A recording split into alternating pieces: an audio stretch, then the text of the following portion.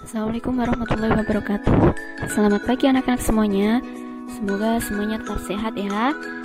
Dan jangan lupa sholat duha. Kemudian hafalannya yang belum setoran hafalan, silahkan segera setoran.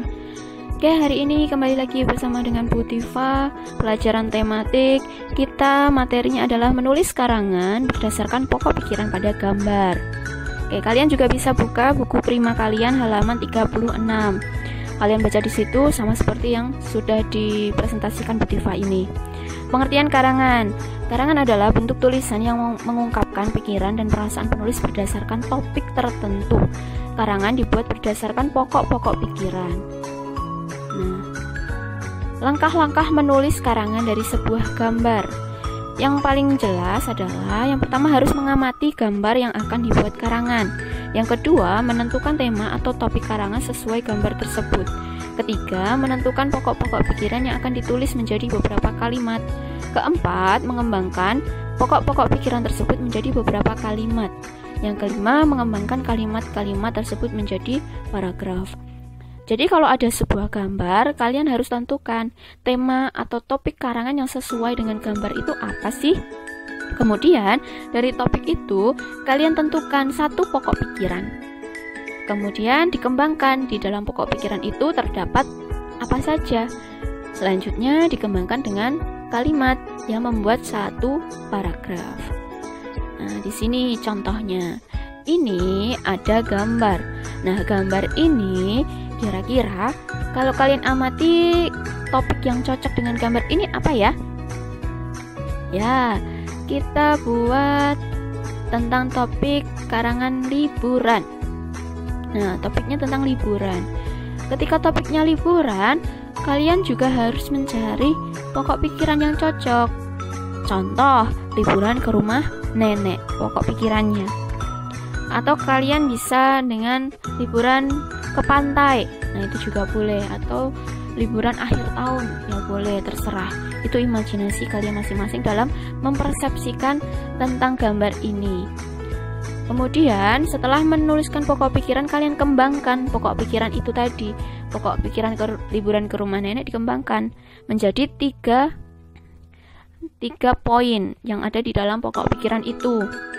Satu, barang yang dibawa ke rumah nenek. Yang kedua, waktu berangkat liburan. Yang ketiga, suasana saat di perjalanan hingga sampai di rumah nenek. Nah, setelah selesai dikembangkan, kemudian dibuat karangannya. Nah, ini dibuat karangannya. Liburan ke rumah nenek. Judulnya itu. Satu paragraf ini memuat pokok pikiran yaitu liburan ke rumah nenek. Guru baca ya karangannya. Saat liburan akhir semester, ayah dan ibuku mengajakku liburan ke rumah nenek. Saat diberitahu oleh ibu, hatiku sangat senang karena sudah lama sekali tidak bertemu dengan nenek. Sebelum berangkat, aku dan orang tuaku mempersiapkan beberapa barang yang dibawa, mulai dari pakaian hingga mainan kesukaanku. Banyak sekali yang aku bawa saat itu. Setelah selesai, sekitar pukul 9 waktu Indonesia Barat, kami berangkat. Di sepanjang jalan, aku melihat berbagai pemandangan yang sangat indah. Kami melewati hutan dan menaiki gunung. Sungguh menyenangkan sekali. Nah, dari gambar saja kita bisa membuat suatu karangan. Oke, sampai di sini sudah paham belum tentang membuat karangan? Nah, karangan itu bisa berupa fiksi atau non-fiksi. Fiksi yaitu cerita khayalan, kalau non-fiksi cerita tentang fakta atau pengetahuan.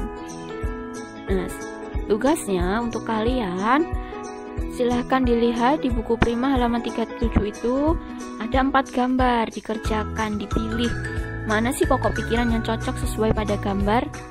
Nah, setelah itu, setelah kalian kerjakan yang buku prima, kalian pilih salah satu gambar pada latihan 5 tersebut. Misal, di situ kan ada gambar orang yang baru bersepeda, penari, kemudian ada mobil yang mengeluarkan polusi, kemudian ada yang keempat adalah orang makan apel. Contoh, kalian memilih yang orang bersepeda. Kemudian buatlah karangan sesuai gambar yang kamu pilih di buku tugas kalian. Nah, formatnya seperti yang ada di kotak ini ya.